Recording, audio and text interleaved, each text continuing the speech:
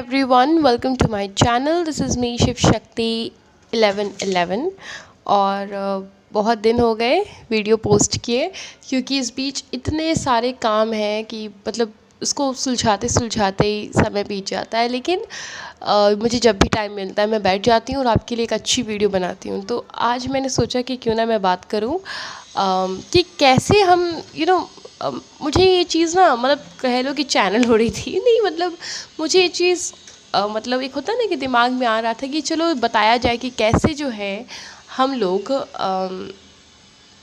क्या कह सकते हैं, मतलब ये चीज़ मेरे दिमाग में बहुत दिन से चल रही थी कि इस पे वीडियो बनाया जाए कि कैसे हम लोग ये पता कर सकते हैं कि किसी का रूट चक्र में ब्लॉकेजेस है।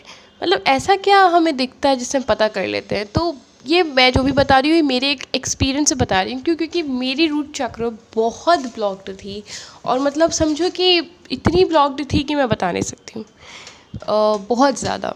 और उससे मेरे लाइफ में चाहे वो पर्सनल हो प्रोफेशनल हो बहुत सारी प्रॉब्लम्स भी क्रिएट होती थी। बट अब मैंने अपने रूट चक्र को काफ़ी हद तक अच्छा कर लिया तो अब मैं बता लेती हूँ, मैं समझ जाती हूँ। अगर किसी को देखती हूँ मैं समझ जाती हूँ कि अरे इसका तो रूट चक्र ब्लॉक्ड है। तो मैं एक फ़िज़िकल साइन बताना चाहूँगी कि जिनका रूट चक्र ब्लॉक्ड होता है ना उनका पैर फटा हुआ रहता है। ये चीज़ मैंने देखा है, ठीक है, कि उनकी जो पैर की जो एड़ियाँ हैं वो फटी भी रहती हैं और वो चाहे कुछ हो जाए वो पूरा अच्छे से तैयार हो जाएंगे। मतलब वो अच्छे से मेकअप कर लेंगे, अच्छे कपड़े पहन लेंगे, बाल भी अच्छे से कर लेंगे, लेकिन वो कभी अपने पैर का केयर नहीं करेंगे, ठीक है। वो पैर को नेग्लेक्ट करते रहेंगे और उनका पैर एकदम फटा फटा सा रहेगा, एकदम इग्नोरेंट टाइप का रहेगा। तो पैर क्या है, हमारे बॉडी का बेस है, हमारे पूरे बॉडी का वज़न हमारे पैर पे ही पड़ता है। तो यानी कि उस इंसान का रूट चक्र में ब्लॉकेज है क्योंकि उसे रूट चक्र अगर सही होता है तो वो डेफिनेटली अपने उन चीज़ों पे ध्यान देता है जो कि रूट है। पैर भी तो हमारा रूट है तो उस पर ध्यान नहीं देता है, तो उसके अंदर ब्लॉकेज है। मैं क्यों कह रही हूँ कि ये प्रॉब्लम मैंने भी फेस की है, ठीक है। और जैसे मेरी रूट चक्र में से ब्लॉकेजेस हटने लगी, मतलब ये चीज़ मेरे अंदर बहुत ज़्यादा थी कि मेरी भी जो एरिया थी, मतलब लोग आके टोक के चले जाते थे और बहुत ख़राब लगता था। मैं ध्यान भी नहीं देती थी। I used to be very ignorant towards my leg. But जब मैंने एक चीज़ देखा कि जब मैंने अपने रूट चक्र पे वर्क करना शुरू किया, जब मैंने उस पर काम करना शुरू किया तो क्या हुआ ना कि मेरी जो एरिया थी वो हील होना शुरू हो गई और आज तो इतनी अच्छी हो गई कि मैं बता नहीं सकती हूँ। और रूट चक्र जिनका ब्लॉक्ड होता है वो क्या करते हैं ना, देखो मैं आपको बताती हूँ, एक एग्जांपल देती हूँ, ठीक है। जैसे कि क्या मैं आपको बताती हूँ कि मान लिया घर में आपको बहुत सारा साफ़ सफाई करना है और आपको अपने बच्चों के लिए खाना बनाना है, वो भी टाइम पर। जिनका रूट चक्र ब्लॉक होगा ना वो सबसे पहले जाके पानी पटाएंगे, नहीं सॉरी, वो सबसे पहले जाके घर साफ़ करेंगे और वो अपनी पूरी एनर्जी घर साफ़ करने में लगा देंगे और बहुत देर हो जाएगा, बच्चे भूखे रहेंगे और खाना भी घर में नहीं बनेगा। और फिर बाद में कहेंगे कि जब उनको कोई टोकेगा तो वो ये कहेंगे कि मैं बहुत काम कर रही थी, मैं बहुत ज़्यादा काम में बिज़ी थी। हो जाता है जब आदमी काम में बिज़ी होता है तो आदमी ऐसे करता है। जबकि सही क्या था, रूट क्या था, बेस क्या था कि पहले उसे अपने बच्चों के लिए खाना बनाना चाहिए था, तब उसको टाइम निकाल के घर साफ़ करना चाहिए था। तो जिसका रूट चक्र ब्लॉक होता है ना उसे अपनी एनर्जी जहाँ लगानी चाहिए वो वहाँ नहीं लगाता है, वो कहीं और लगा देता है, ठीक है। जैसे कि मैं आपको एक एग्जांपल देती हूँ कि जिनका रूट, मैं ये सब अपने से आपको बता रही हूँ क्योंकि ऐसे ऐसे हरकतें मैंने की है जब तक मेरी रूट चक्र ब्लॉक्ड थी और मैं दूसरों को भी देखती हूँ तो मैं समझ जाती हूँ कि इसके लाइफ में जो रूट वाली चीज़ें, जो बेसिक चीज़ें हैं वो सही नहीं है, इसलिए वो अपनी एनर्जी को गलत जगह लगा रही है। और ये मैंने अपने एक्सपीरियंस से लिया है। अब आप भी ऑब्ज़र्व कीजिए, अगर आपको भी लगे तो आप भी बताइए कमेंट बॉक्स में। जैसे कि मैं आपको एक चीज़ और समझाती हूँ कि जैसे कि एक मेरे साथ मैं आपको बताती हूँ कि ये तब की बात है जब मेरा रूट चक्र बहुत ब्लॉक्ड हुआ करता था। और मैं ये भी बताना चाहूँगी कि रूट चक्र में जो ब्लॉकेजेस है वो आपको एंसेस्टर से भी मिल सकते हैं, ठीक है। ये ब्लॉकेजेस आपको आपके एनवायरनमेंट से तो मिलते ही मिलते हैं, प्लस आपको आपके एंसेस्टर्स से भी मिलते हैं। तो जैसे कि एग्ज़ाम, पहले मैं आपको बता रही हूँ अपनी पहली की कहानी कि मैं जब एग्ज़ाम के लिए तैयारी करती थी तो मैं क्या करती थी ना, क्योंकि मेरा रूट चक्र ब्लॉक था, मैं बेसिक चीज़ों पे ध्यान ही नहीं देती थी। जो रूट चीज़ें थी मैं इधर उधर अपना एनर्जी लगा के और कहती थी कि अरे मैंने काम कर लिया, उसका रिज़ल्ट क्या आता था, ज़ीरो, ठीक है। तो एग्ज़ाम होता था मेरा। और मैं क्या करती थी ना कि एग्ज़ाम में जो पढ़ना है मैं वो नहीं पढ़ती थी, मैं इधर उधर, मतलब जैसे कि मान लिया कि एग्ज़ाम में आपकी मैम ने टिक लगा दिया है कि ये क्वेश्चन मस्ट है, आना तय है, और मैं क्या कर रही हूँ ना कि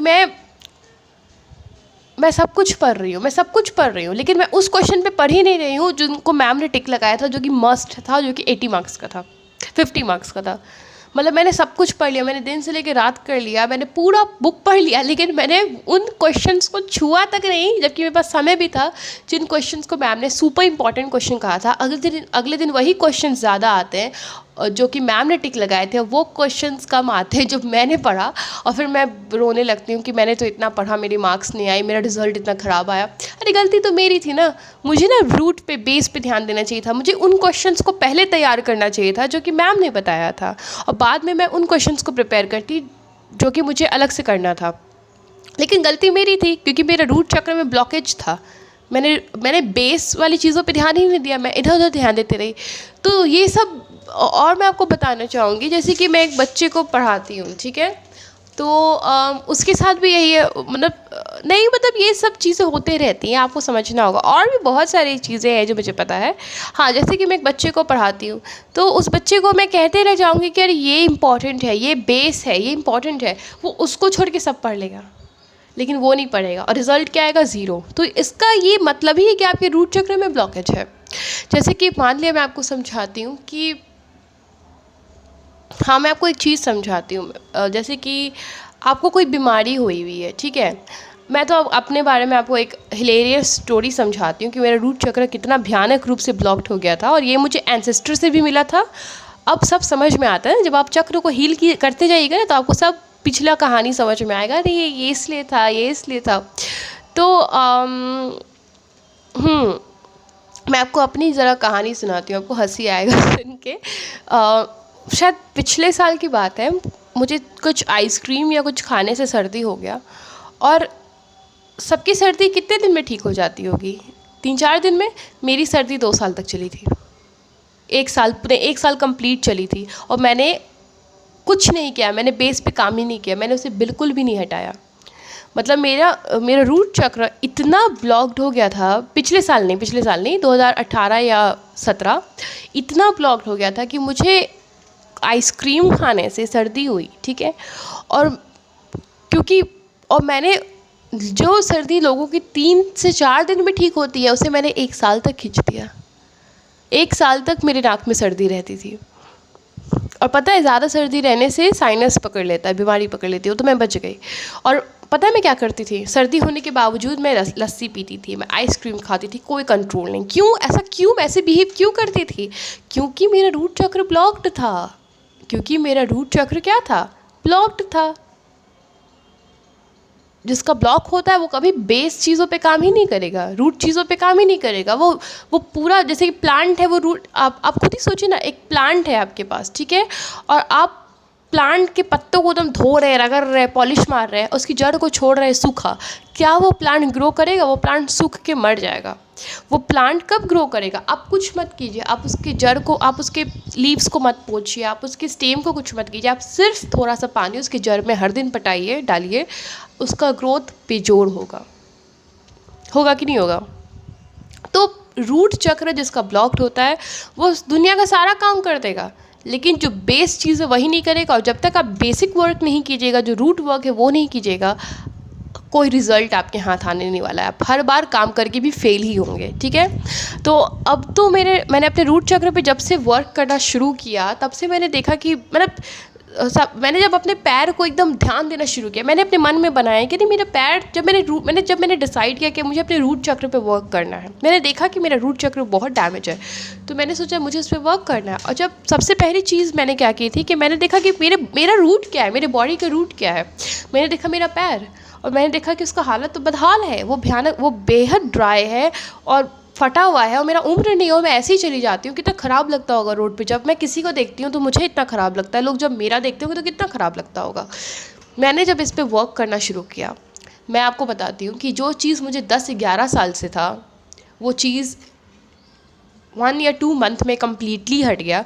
आज मेरा पैर इतना सॉफ्ट और मॉइस्चराइज्ड है कि ये एक निशानी है, ये एक तरह का साइन है कि मैंने अब अपने रूट पे काम करना शुरू कर दिया, मैंने अपने रूट चक्र से ब्लॉकेज को निकाल कर हटाना शुरू कर दिया है। अब मुझे हल्का सा टॉन्सिल हुआ है, ठीक है, 1-2 दिन पहले, जहाँ मेरी सर्दी 1 साल खिंचा गई थी। अब वो टॉन्सिल पे मैं इतना काम कर रही हूँ, मैं गर्म पानी पी रही हूँ, मैं गर्म पानी से नहा रही हूँ, मैं बिल्कुल भी, जबकि अभी गर्मी आ गया, मैं बिल्कुल भी आइसक्रीम नहीं खा रही हूँ, जिसका नतीजा है कि धीरे धीरे ये भी अब ठीक हो रहा है। तो ये किसका नतीजा है? रूट चक्र का साफ़ होने का ही नतीजा है, ठीक है। अब जैसे कि पहले मैं आपको क्या बताऊँ, मतलब